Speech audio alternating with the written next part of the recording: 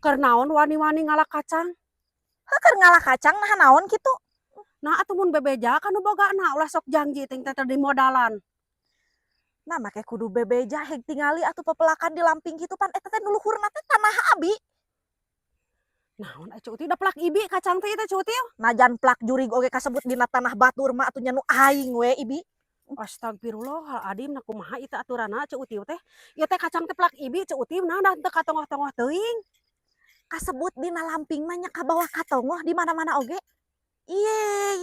Osok ka madrasah tara. Piraku teh nyaho kitu-kitu acan. Teteh jang bini diengkeun-engkeun teh Ceu Uti jang jingala we Ceu Uti mah genah-genah. Nu genah-genah mah jang jimelak atuh tingali.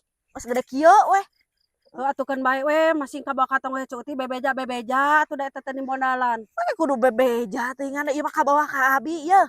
Kasebut di dieu nya nu cicing di dieu ek dedemit ek naon oge nya kabawa ka abi atuh ibi ai kasebut dina tanah abi mah. Make kudu bebeja heula ka ibi riweuh.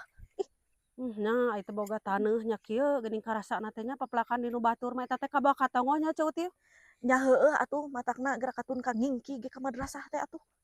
Teu nyaho nu kieu-kieu acan. Cida.